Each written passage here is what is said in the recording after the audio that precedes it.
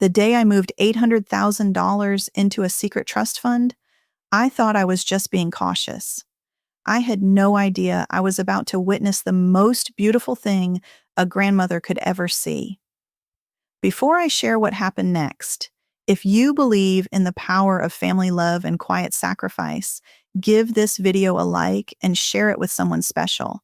And stick around, because what I witnessed over the next 15 years will restore your faith in humanity. The amber light of the dying sun filtered through the lace curtains of Eleanor's small kitchen, casting dancing shadows across the worn wooden table where she sat with her 8-year-old granddaughter, Lily. The old house creaked softly around them, its familiar sounds like a gentle lullaby that had comforted 3 generations. Eleanor's weathered hands, marked by decades of hard work and sacrifice, wrapped around a chipped porcelain cup that had once belonged to her own mother. Lily sat cross-legged on the cushioned chair across from her bright eyes fixed on her grandmother's face, with the intense curiosity that only children possess. The little girl had been staying with Eleanor for the summer while her parents worked long hours at their respective jobs. And over these precious weeks, they had developed a ritual of evening conversations that seemed to bridge the 70-year gap between them. "Grandma Ellie," Lily said softly, her small fingers tracing the embroidered flowers on the tablecloth. "Mom said you used to be very poor when she was little, but now you have this nice house and you always buy me ice cream when we go to town. What happened?" Eleanor's pale blue eyes, still sharp despite her 81 years, grew distant for a moment. She set down her cup with a gentle clink and reached across the table to take her granddaughter's hand. Her skin was thin as parchment, crossed with blue veins and brown spots that told stories of countless sunny days spent in gardens and harsh winters endured with quiet strength. "Oh, my sweet child," Eleanor began, her voice carrying the weight of decades. "That's a long story. A very long story indeed." She paused, studying Lily's expectant face. "But I suppose you're old enough to hear some of it. Would you like to know about the time when your grandmother was young and foolish and thought she knew everything about the world?" Lily nodded eagerly, scooting her chair closer to the table. Eleanor smiled, the expression transforming her lined face into something beautiful and warm, like sunlight breaking through storm clouds. "Well then," Eleanor said, settling back in her chair, "I suppose it all began in 1962, when I was just 18 years old and about to marry your grandfather, Thomas." The memory came flooding back like water through a broken dam, vivid and sharp despite the decades that had passed. Eleanor could almost feel herself transported back to that small apartment above Murphy's Bakery, where the smell of fresh bread mingled with the scent of her mother's lavender soap. She had been so young then, with auburn hair that caught the light like copper wire, and dreams that seemed as vast as the prairie sky. Thomas McCarthy was 21, tall and lean with calloused hands from his work at the grain elevator, and when he smiled at her across the church pew on Sundays, Eleanor felt like she could conquer the world. They were married on a crisp October morning in 1962, with Eleanor wearing her mother's wedding dress, taken in at the waist and let out at the bust, with tiny pearl buttons that her aunt had sewn on by hand. The reception was held in the church basement, with folding tables covered in white sheets, and Eleanor's mother's famous apple cake as the centerpiece. There wasn't money for a honeymoon, but Thomas had surprised her with a single red rose and a promise that someday they would see the ocean together. "We moved into a tiny house on Elm Street," Eleanor continued, her voice growing softer as she watched Lily's rapt attention. "It had 2 bedrooms, 1 bathroom, and a kitchen so small that when I opened the oven door, I had to step into the living room. But it was ours, sweetheart. Our very own little castle." Thomas worked 6 days a week at the elevator, coming home each evening with grain dust in his hair and stories about the farmers who brought their harvest to town. Eleanor took in sewing to help make ends meet, her nimble fingers working late into the night by lamplight, mending tears and taking in waists for the women in town who trusted her careful stitches. "Were you happy, Grandma?" Lily asked, her young voice tender with concern. Eleanor's smile was bittersweet. "Oh, child, I was so happy. It almost frightened me sometimes. I used to lie awake at night listening to your grandfather breathe beside me, and I would think, this is too good to last. Something this perfect can't last forever." She paused, her eyes growing distant.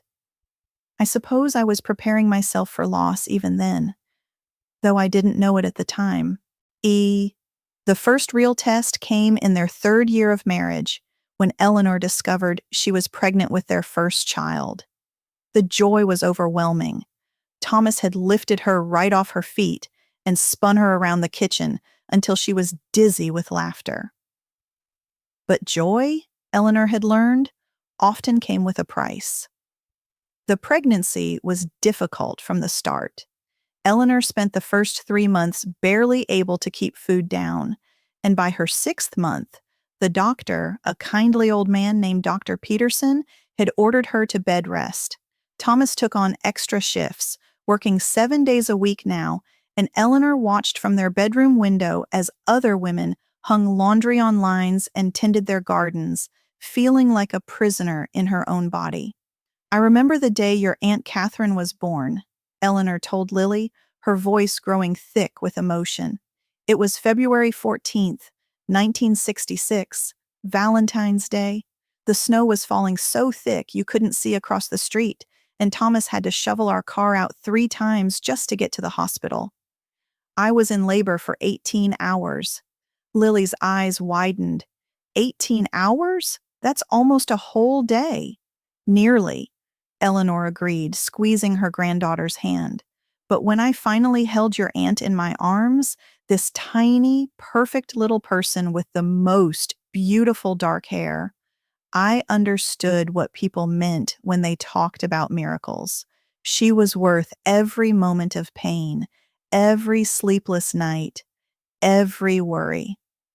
But Catherine was born with a heart defect that the doctors couldn't fix with the medical technology of 1966. For the first 2 years of her life, she was in and out of hospitals, with Eleanor sleeping in chairs beside her crib and Thomas working double shifts to pay the mounting medical bills. "We sold our car," Eleanor continued, her voice steady despite the pain in her eyes. "Then we sold my mother's china set, the one that had been in our family for 3 generations. We sold everything we could, and still it wasn't enough. I remember nights when Thomas and I would sit at this very table, going through bills by candlelight because we'd had the electricity turned off, trying to figure out which ones we could pay and which ones would have to wait."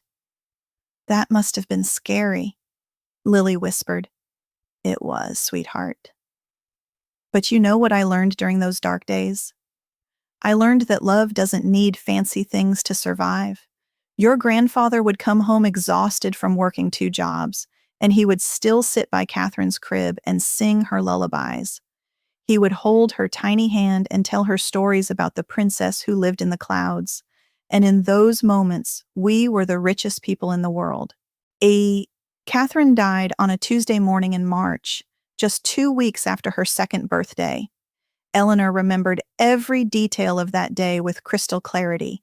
The way the morning sun had streamed through the hospital window, the sound of the machines that had been keeping her daughter alive suddenly going quiet, the weight of Thomas's arm around her shoulders as they said goodbye to their little girl. Eleanor paused in her story, reaching for a tissue from the box that always sat on the kitchen table. She dabbed at her eyes, not from embarrassment, but from the simple acknowledgement that some wounds never fully heal. They just become easier to carry.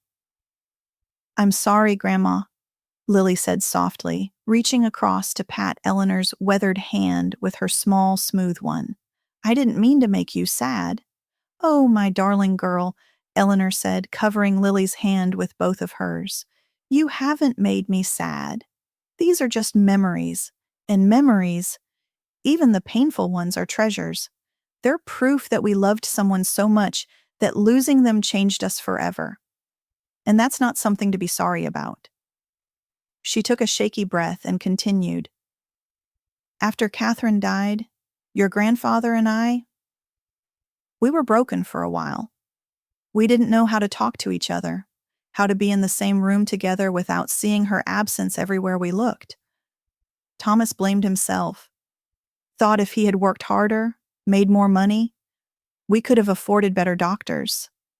I blame myself for not being able to protect her, for not somehow knowing how to make her better.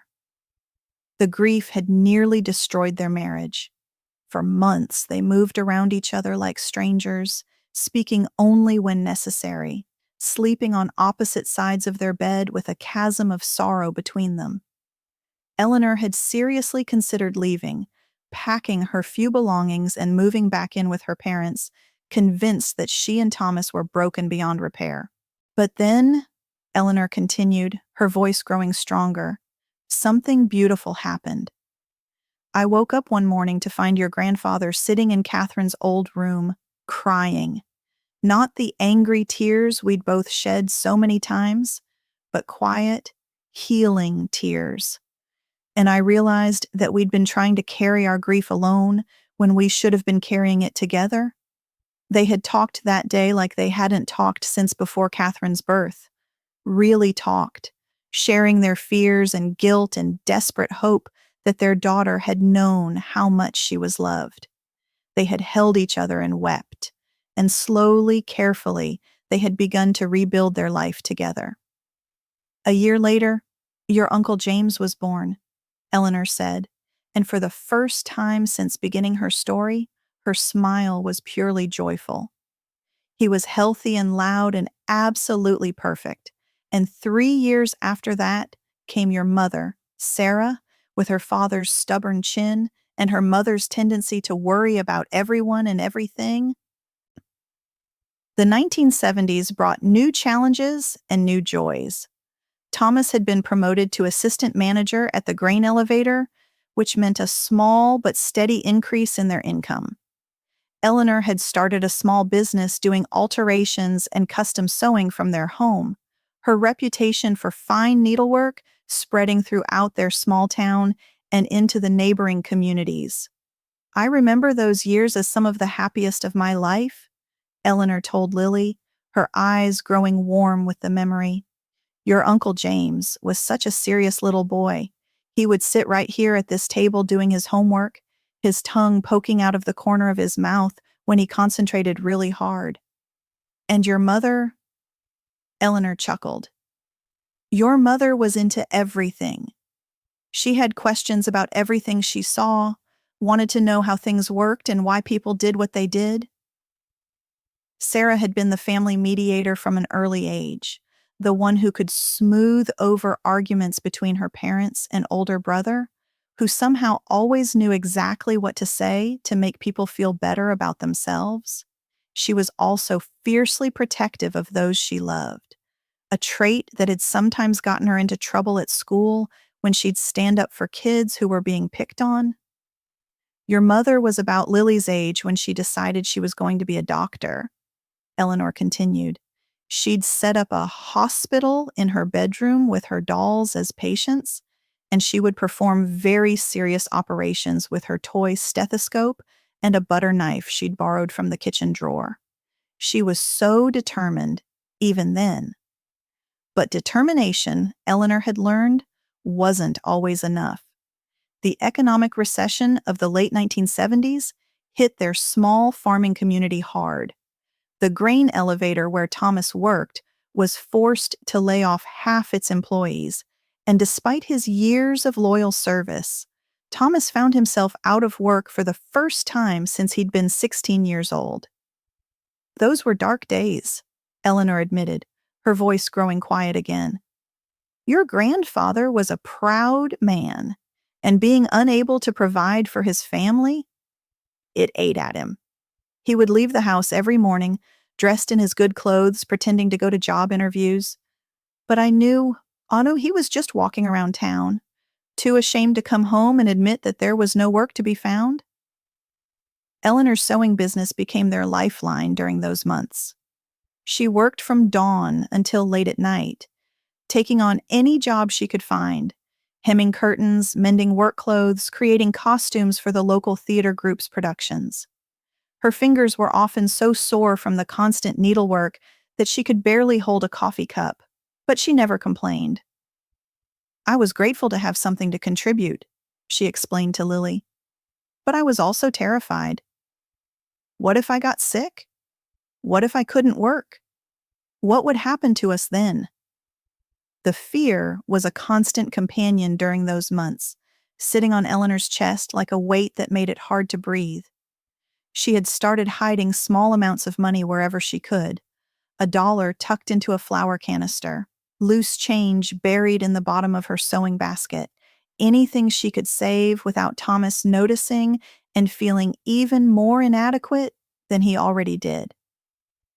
"It was during this time that I learned the most important lesson of my adult life," Eleanor said, looking directly into Lily's eyes. "I learned that pride is a luxury that poor people can't afford. We had to apply for government assistance to keep food on the table, and it nearly killed your grandfather's spirit to sign those papers. But I told him something that night that I still believe to this day." She leaned forward, her voice growing intense with conviction. "I told him that taking help when you need it isn't a sign of weakness, it's a sign of wisdom. The weak ones are the people who are too proud to accept help, who let their families suffer because they can't swallow their ego. The strong ones do whatever it takes to survive and take care of the people they love." Thomas eventually found work again, a job at a factory 2 towns over that required a 40-minute drive each way and paid less than his previous position. But it was work, and it was steady. And Eleanor had never seen him more grateful for anything in his life. The years that followed were marked by careful budgeting and small triumphs. James graduated high school with honors and earned a partial scholarship to the state university, where he studied engineering. Sarah excelled in her studies as well, but she had also inherited her parents' practical nature and chose to attend the community college first to save money before transferring to a 4-year school. "Your mother worked nights at the diner to pay for her classes," Eleanor told Lily with obvious pride. "She would come home at 2 in the morning, smelling like French fries and coffee, and she would still sit down to study for another hour before bed. I used to find her asleep at this very table, her head pillowed on her textbooks, and I would cover her with a blanket and turn off the light." It was during Sarah's second year at community college that Eleanor made the decision that would change the course of their family's future. She had been offered a position managing the alterations department at a dress shop in the county seat, a job that would require her to work outside the home for the first time since Catherine's birth, but would also provide a steady income and health benefits. Thomas wasn't happy about it at first, Eleanor admitted. He worried that people would think he couldn't provide for his family, that his wife had to work to support them. But I explained to him that this wasn't about him not being enough. It was about us being a team, about both of us contributing to our family's security in whatever way we could. The job at Marlene's dress shop opened up a whole new world for Eleanor.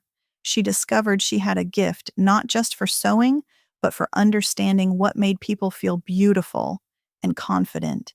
She could look at a woman and know instinctively what style would flatter her figure, what color would bring out her eyes, what small alteration would transform a good dress into a perfect one. "I loved that work," Eleanor said, her face lighting up with the memory. "I loved helping women find clothes that made them feel special, whether they were buying their first job interview suit or their daughter's wedding dress. And I loved the independence of earning my own money, of being able to contribute to our savings account, and knowing that we were building something together." The steady income from Eleanor's job, combined with Thomas's factory wages, allowed them to begin building the financial security they had never had before. For the first time in their marriage, they could sleep at night without worrying about which bills they could afford to pay. They could buy groceries without counting every penny, could replace Thomas's work boots when they wore out instead of gluing them back together for another few months of wear. But the most important thing, Eleanor said, reaching across to squeeze Lily's hand, was that we were teaching your mother and uncle that there was no shame in honest work, no job that was beneath them as long as they did it with integrity and pride. The 1980s brought both joy and sorrow in equal measure. James graduated from college and found work as a civil engineer, eventually moving to Denver, where he met and married a wonderful woman named Patricia. Sarah finished her degree and was accepted into nursing school, fulfilling a modified version of her childhood dream of helping heal people. Your mother was so excited the day she got her acceptance letter? Eleanor remembered, her voice soft with maternal pride. She came running into the house, waving that envelope over her head, shouting, "I did it, Mom! I did it!" She had worked so hard for that opportunity, sacrificing social activities and dating to focus on her studies and work. But success, Eleanor had learned, often came with unexpected challenges. Sarah's nursing program was intensive and demanding, requiring long hours of study and clinical rotations that left her exhausted and stressed. Eleanor found herself taking on the role of cheerleader and support system, encouraging her daughter through the difficult periods when Sarah questioned whether she was smart enough or strong enough to succeed. There were nights when she would call me crying, Eleanor told Lily, overwhelmed by the responsibility of caring for people who were sick and scared. I would remind her that having a tender heart wasn't a weakness in her profession. It was her greatest strength. The world needs healers who care deeply about their patients, who see them as whole human beings rather than just medical problems to solve. Sarah had graduated with honors and immediately found work at the regional hospital, specializing in pediatric care. Eleanor had been so proud the day Sarah received her nursing pin. Watching her daughter take the oath to care for others with compassion and skill. It was around this time that Eleanor began to notice changes in Thomas. He was only 55, but the years of physical labor had taken their toll on his body. He was experiencing back pain that kept him awake at night, and his hands were beginning to show signs of arthritis from decades of handling grain and operating heavy machinery. Your grandfather was stubborn about seeing doctors, Eleanor explained to Lily with a rueful smile. He came from a generation of men who believed that acknowledging pain was a sign of weakness, that you just worked through whatever was wrong and didn't complain about it.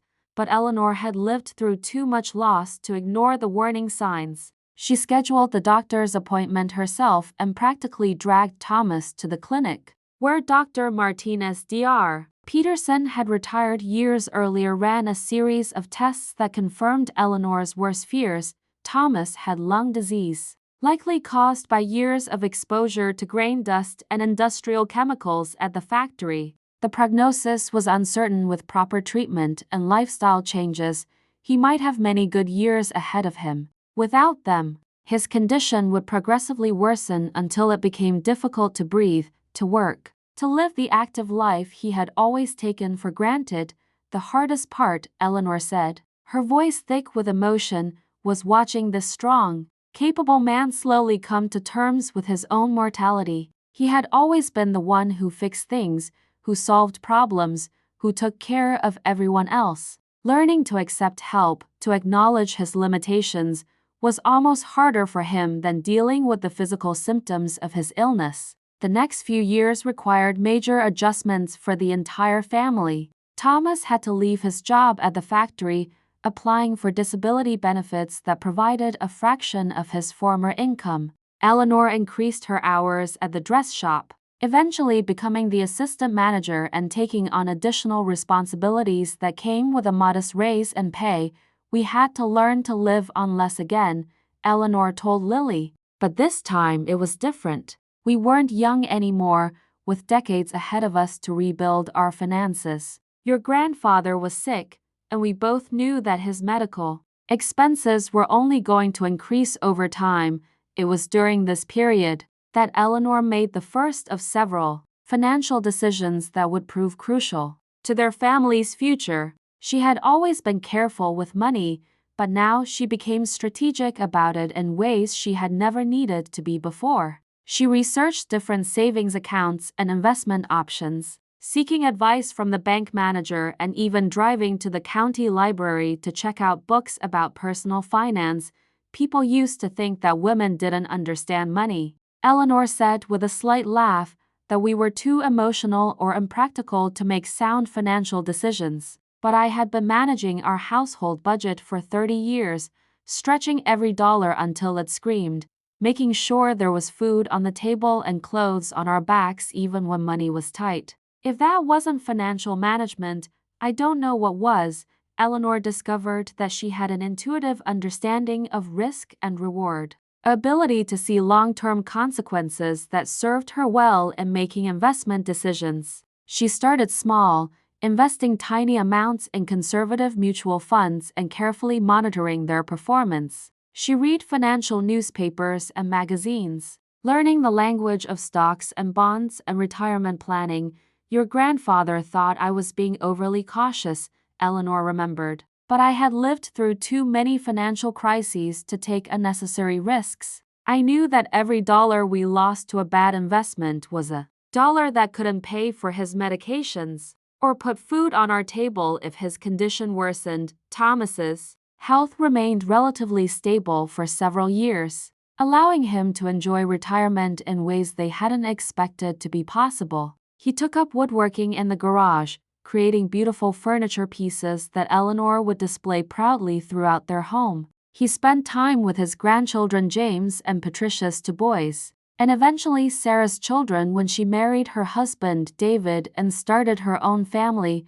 Those were sweet years, Eleanor said softly, her eyes growing distant with memory. Your grandfather got to be the kind of grandfather he had always wanted, to be patient and gentle, with time to listen to children's stories and teach them how to build things with their hands. He taught your cousins how to whittle wood and tie fishing knots, and he would have done the same for you if...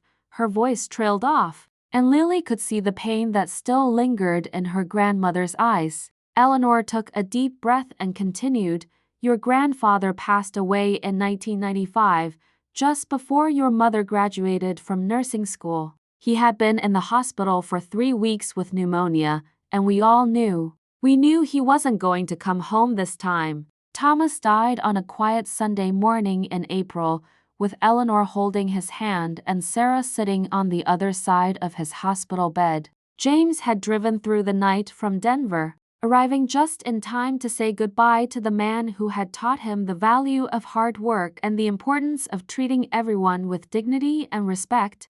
He was at peace, Eleanor told Lily, her voice steady despite the tears in her eyes. The last thing he said to me was that he was proud of the woman I had become, proud of how I had taken care of our family through good times and bad. He told me not to mourn too long, that he wanted me to live a full life even after he was gone. The grief was overwhelming, but it was different from the devastating loss Eleanor had experienced when Catherine died. This time, she had decades of beautiful memories to sustain her, a lifetime of shared experiences and quiet devotion that no amount of sorrow could erase. And she had her children and grandchildren, living proof of the love she and Thomas had built together. The funeral was beautiful, Eleanor continued, but the hardest part came afterward, when I had to figure out how to live alone for the first time in my adult life. I was 64 years old, and I had been someone's wife, someone's mother, someone's employee for so long that I didn't know how to just be Eleanor. The loneliness was crushing at first. Eleanor would wake up in the morning and automatically reach for Thomas's coffee cup before remembering that he was gone. She would save up funny stories to tell him when he came home from work, then realize with a fresh stab of pain that he would never come home again. The house felt enormous and empty, filled with the echoes of conversations that would never happen again, But your mother was wonderful during that time, Eleanor said, her voice warming with gratitude. She would call me every day, just to check in and make sure I was eating and taking care of myself. She helped me figure out how to manage all the financial and legal matters that your grandfather had always handled. And she made sure I knew that I was needed, that my family still depended on me even though Thomas was gone.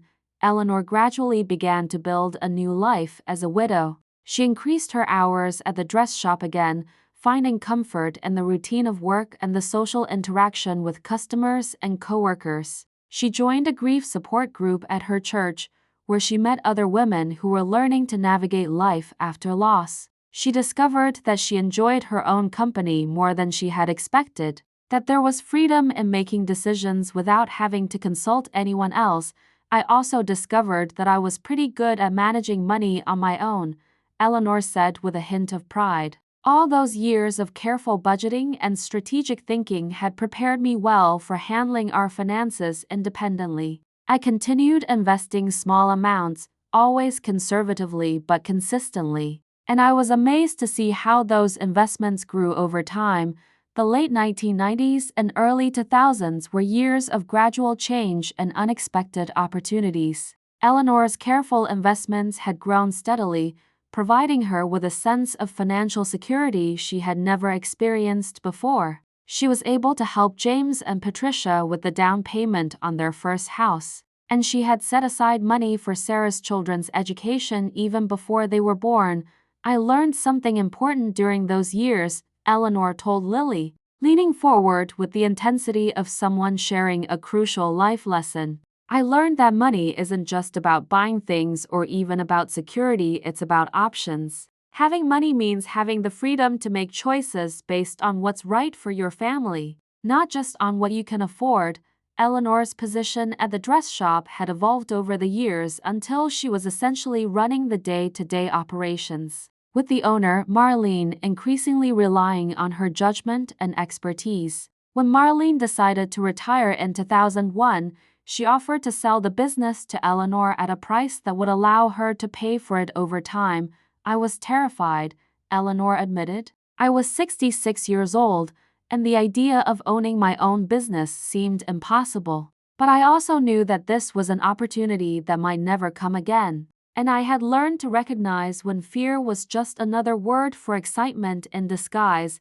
Eleanor bought the dress shop, renaming it Eleanor's and implementing changes that reflected her decades of experience in understanding what customers wanted. She expanded the alterations department, hired 2 part-time seamstresses, and began offering personal shopping services for women who wanted professional guidance in building their wardrobes. The business thrived, Eleanor said, unable to keep the satisfaction out of her voice. Word spread throughout the county that Eleanor's was the place to go for quality clothing and expert alterations. I had women driving 50 miles just to have me fit their special occasion dresses or help them find the perfect outfit for job interviews. The success of the business exceeded Eleanor's wildest expectations. For the first time in her life, she had significant disposable income, money left over after paying all her bills and setting aside funds for emergencies and future needs. She could have spent it on luxuries, on the kinds of things she had dreamed about during the lean years of her early marriage. Instead, she continued living modestly and investing wisely, building wealth that she knew would benefit her family for generations to come. I didn't tell anyone how well the business was doing, Eleanor said, her voice dropping to almost a whisper. Not even your mother or Uncle James. I wanted them to continue working hard and building their own success, not relying on their mother's money to solve their problems. And I had learned that money changes people, sometimes in ways they don't even realize.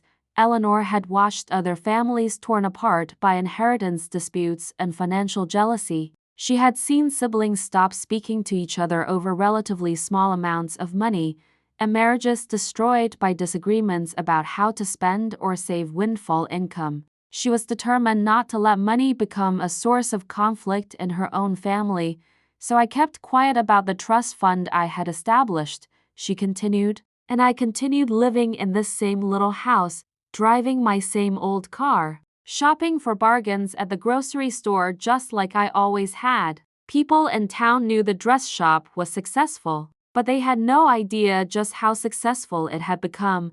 Eleanor sold the business in 2010, at the age of 75, to a young woman named Christina who had worked as her assistant manager for 3 years. The sale price, combined with her accumulated investments and savings, meant that Eleanor was quite wealthy by the standards of their small town, though she continued to live as modestly as she always had. That's when I made the decision about the trust fund, Eleanor explained to Lily, her voice taking on the tone of someone revealing a long-held secret. I wanted to make sure that the money would be there for emergencies, for opportunities, for the kinds of situations where having financial resources could make a real difference in someone's life. Eleanor had structured the trust carefully, with the help of a lawyer from the county seat who specialized in estate planning. The money would be available for education expenses, medical emergencies, home purchases, and business investments for her children and grandchildren. But it wouldn't be distributed automatically. Each request would need to be reviewed and approved by the trustee, ensuring that the funds were used wisely and for legitimate needs. I didn't want to create a family of people who expected money to solve all their problems, Eleanor said firmly. I wanted to create a safety net, not a crutch. The money would be there when it was truly needed, but my children and grandchildren would still need to work hard and make smart choices on their own. The decision to keep the trust fund secret had been difficult but deliberate. Eleanor had watched too many families become fractured by money. Children who stopped visiting their parents once the inheritance was received, siblings who competed for their parents' affection based on who might receive the larger bequest, grandchildren who showed interest in their grandparents only when they needed financial help. I wanted my relationships with all of you to be based on love, not money, Eleanor told Lily, reaching across the table to stroke her granddaughter's hair. I wanted your mother to call me because she missed talking to me, not because she needed help paying bills. I wanted you and your cousins to visit because you enjoyed spending time with your old grandmother, not because you thought I might leave you something in my will. Eleanor's strategy had worked exactly as she had hoped. Her children had built successful lives and careers without relying on their mother's financial support. James had become a respected engineer, buying his own home and raising his children to value education and hard work. Sarah had advanced in her nursing career, eventually becoming a nurse supervisor and raising her own children to be kind, responsible adults. And now, Eleanor said, her eyes twinkling with mischief, I get to enjoy watching my family thrive, knowing that they've done it through their own efforts and determination. But I also have the peace of mind that comes from knowing that if any of you ever face a real crisis, a serious illness, a job loss, an opportunity that requires more resources than you have, the money will be there to help. The evening light had faded to deep purple outside the kitchen window, and Eleanor realized that she and Lily had been talking for nearly 3 hours. The little girl had remained riveted throughout the long story, occasionally asking questions or offering commentary that revealed both her innocence and her surprising wisdom. Grandma Ellie, Lily said thoughtfully, why are you telling me all this now? I'm just a kid. I don't really understand about money and trusts and stuff like that. Eleanor smiled, recognizing the intelligence that lurked behind Lily's childlike directness. You're right that you don't need to understand all the financial details yet, sweetheart. But I wanted you to understand something much more important than money.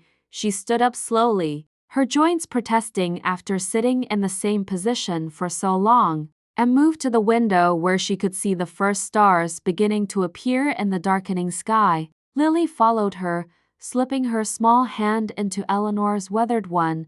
I wanted you to understand that life is going to be hard sometimes, Eleanor said, her voice gentle but serious. You're going to face losses and disappointments and times when you don't know how you're going to keep going. But I also wanted you to know that you come from a family of survivors, of people who have faced those challenges and found ways not just to endure them, but to grow stronger because of them.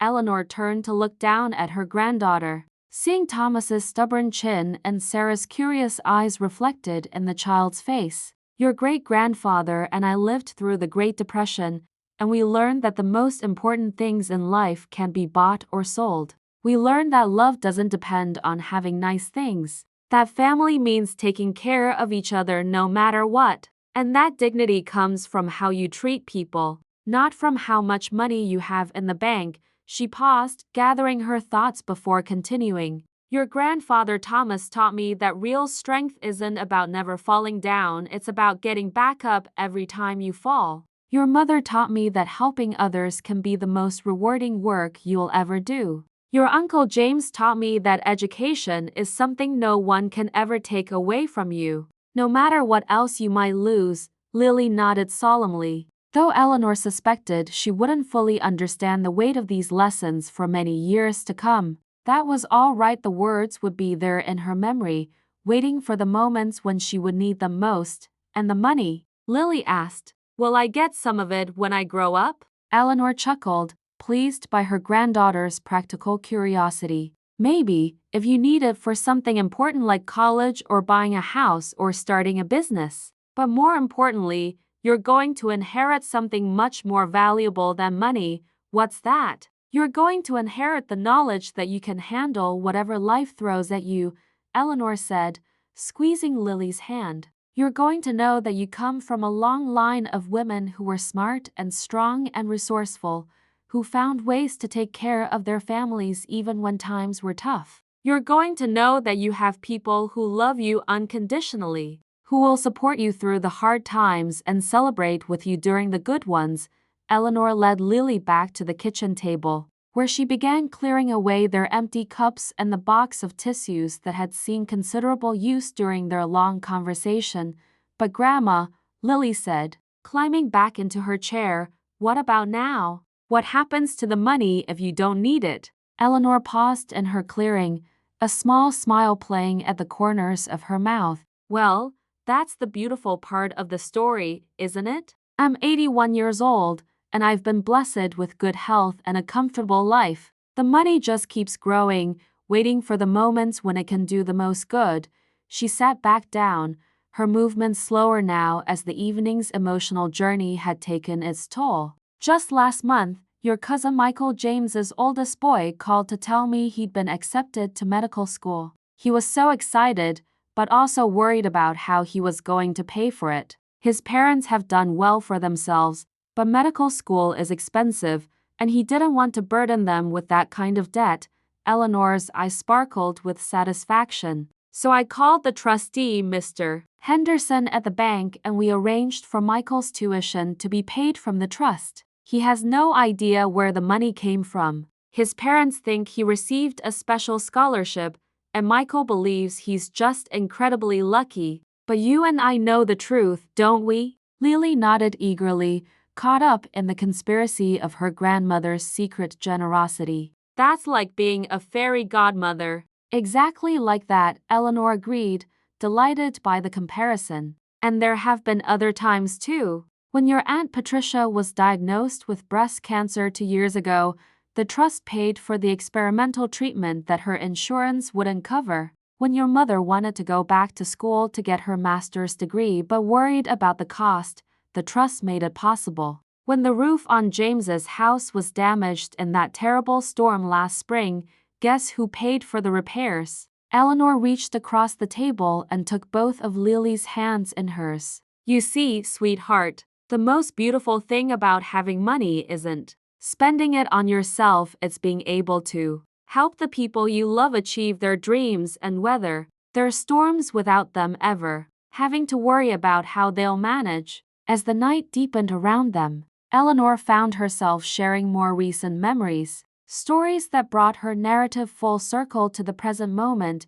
Your parents don't know this, she said, lowering her voice conspiratorially. But when they were trying to decide whether your mother should take that promotion at the hospital, the one that required her to work more hours but would advance her career significantly, I may have influenced their decision just a little bit. Eleanor had quietly arranged for their mortgage to be paid down substantially, creating enough financial breathing room that Sarah could take the more demanding position without worrying about the immediate impact on the family budget. To David and Sarah, it had appeared that their mortgage company had made an error in their favor, one that was quickly corrected, but only after they had benefited from several months of lower payments that allowed them to build up their savings. I've learned that the best kind of help is the kind that people don't even realize they're receiving, Eleanor explained. When someone knows they're being helped,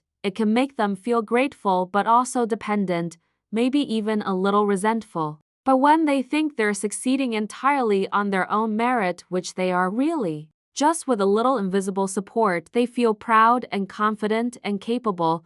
Lily considered this carefully, her 8-year-old mind wrestling with concepts that many adults never fully grasp. But isn't that kind of like lying? Eleanor paused, impressed by her granddaughter's moral reasoning. That's a very good question, and it's one I've thought about a lot over the years. I suppose it is a kind of deception, but it's deception with a loving purpose. I'm not lying to hurt anyone or to gain something for myself. I'm keeping a secret that allows the people I love to feel proud of their accomplishments, while also making sure they have the support they need. She struggled for a moment to find words that would make sense to a child. It's like, remember when you were learning to ride your bicycle, and your father held onto the back to help you balance, but he let go without telling you. You thought you were riding all by yourself, and you felt so proud and brave. Later, when you found out he had been helping at first,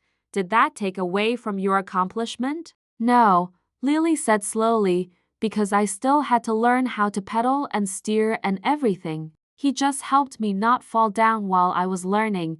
Exactly, Eleanor said, pleased with the analogy. That's what the trust fund does for our family. It helps keep people from falling down while they're learning and growing and building their own lives. But all the real work, all the important accomplishments, those belong entirely to them. Eleanor rose from her chair and walked to the kitchen window again, gazing out at the familiar landscape of her neighborhood. Most of the houses were dark now, their occupants settled in for the night. But she could see the warm glow of television screens and table lamps creating cozy islands of light in the darkness.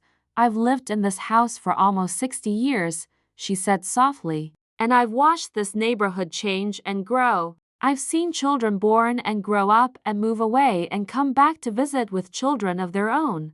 I've watched marriages begin and sometimes end, seen people struggle and succeed and start over again.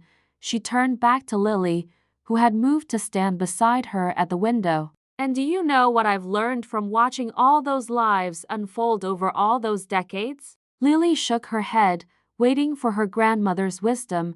I've learned that the people who are truly happy, truly satisfied with their lives, aren't necessarily the ones with the most money or the biggest houses or the fanciest cars. They're the ones who have learned to appreciate what they have, who have strong relationships with people they love, and who feel like their lives have meaning and purpose.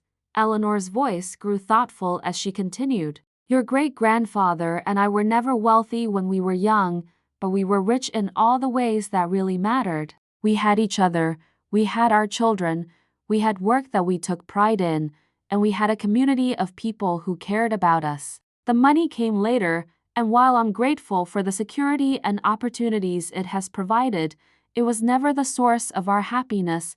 She placed a gentle hand on Lily's shoulder. I want you to remember that as you grow up. Work hard in school, be kind to others, build relationships with people who care about you for who you are, not what you have. Find work that feels meaningful to you, whether that makes you wealthy or not. And always, always remember that your worth as a person has nothing to do with how much money you have in the bank. The grandfather clock in the living room chimed 10 times, and Eleanor realized with a start how late it had gotten. Lily would need to be getting ready for bed soon, but she seemed reluctant to end their conversation. Grandma Ellie, the little girl said, when I grow up, will I be as smart about money as you are? Eleanor felt a rush of affection for this earnest, thoughtful child. You know what, sweetheart? I think you're already pretty smart about the important things. You asked good questions tonight, and you listened carefully to the answers. Those are the most important skills anyone can have, whether they're dealing with money or anything else in life. She guided Lily toward the stairs that led to the bedrooms on the second floor. But I'll tell you a secret about being smart with money. It's not really about understanding complicated investments or knowing which stocks to buy. It's about understanding the difference between what you want and what you need, about being patient enough to save for the things that really matter, and about being generous enough to share with others when you're able to do so.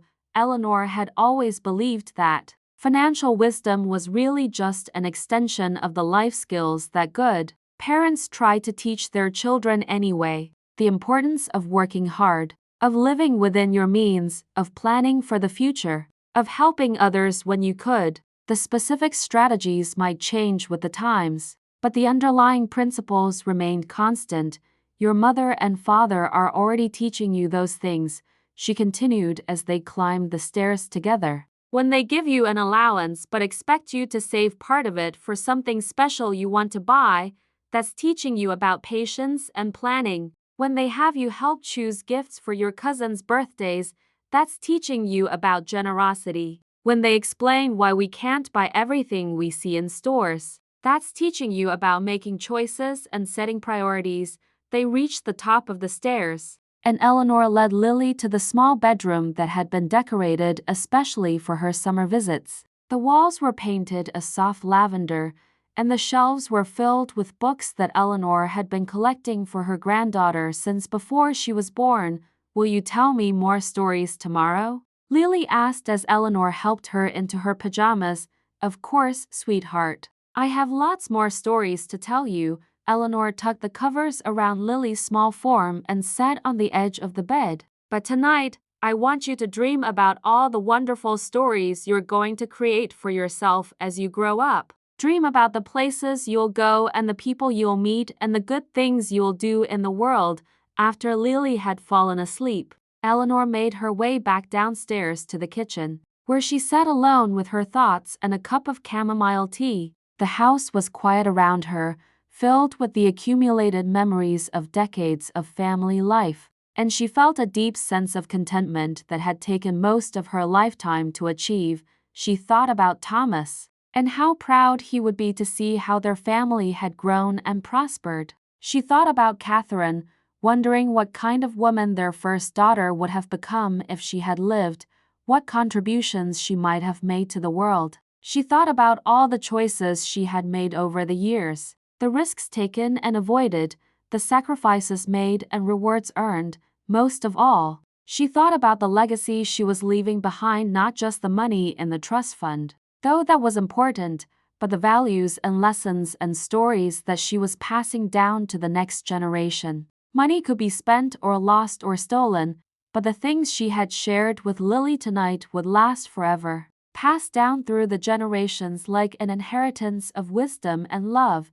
Eleanor had never expected to become wealthy. Growing up during the Depression, marrying young to a man who worked with his hands, raising children while stretching every dollar until it screamed, none of that had suggested a future of financial abundance. But life, she had learned, was full of surprises, and sometimes the very skills that helped you survive poverty were the ones that enabled you to build wealth when opportunity finally arrived. She had learned to be patient, to save whatever she could no matter how small the amount, to research her options carefully before making important decisions. She had learned to live below her means, to distinguish between wants and needs, to find satisfaction in simple pleasures rather than expensive luxuries. Most importantly, she had learned to think not just about today or tomorrow, but about the years and decades stretching ahead, to make choices that would benefit her family long after she was gone. The trust fund now contained over $800,000, a sum that would have been unimaginable to the young woman who had once sold her mother's china to pay medical bills. But Eleanor took greater pride in the fact that her children and grandchildren were thriving not because of her money, but because of the values she and Thomas had instilled in them through their example. James had become a successful engineer not because someone handed him opportunities, but because he had learned from his parents that education was valuable and that hard work was rewarded. Sarah had built a meaningful career in nursing not because her path was made easy, but because she had grown up watching her mother care for others and understanding that service to others was one of the highest callings in life. And now Lily and her cousins were learning those same lessons, absorbing them through family stories and daily interactions and the simple example of adults who lived their values rather than just talking about them. The money would be there if they needed it, but Eleanor was confident that they would succeed primarily through their own efforts and character. She finished her tea and made her way slowly up the stairs to her own bedroom, pausing at the door to Lily's room to check on her sleeping granddaughter. The little girl was curled up under the quilt that Eleanor had made for her, breathing deeply and peacefully. Her face serene in sleep, Eleanor whispered a quiet prayer of gratitude for this day, for the opportunity to share her story with someone who would carry it forward, for the privilege of watching another generation prepare to take on the challenges and opportunities of life. Tomorrow would bring new conversations and new lessons, new chances to guide and encourage and love, but tonight, she was content to know that the most important wealth she possessed, the wealth of family love and shared values and accumulated wisdom, was being successfully passed down to the next generation. The money and the trust fund was important, but it was secondary to the real inheritance she was leaving behind. The knowledge that love and hard work and perseverance could overcome almost any obstacle, and that the greatest joy in life came from using whatever resources you had to help others achieve their dreams. As Eleanor settled into her own bed, she thought about the conversation she would have with Sarah and David when they returned from their business trip next week. It was time, she had decided, to share at least some of her story with them, to begin preparing them for the day when they would need to make decisions about the trust fund and its beneficiaries. She wouldn't tell them everything. There was something to be said for maintaining a little mystery, for allowing people to continue believing in their own strength and capability. But they deserved to know that their children's futures were secure, that the family had resources that could be drawn upon in times of genuine need or exceptional opportunity. More importantly, she wanted to share with them the lessons she had tried to convey to Lily tonight, that wealth was a tool, not a goal, that the purpose of financial security was to enable generosity and opportunity, not to create dependence or entitlement, that the values that had enabled their family to build wealth were more important than the wealth itself.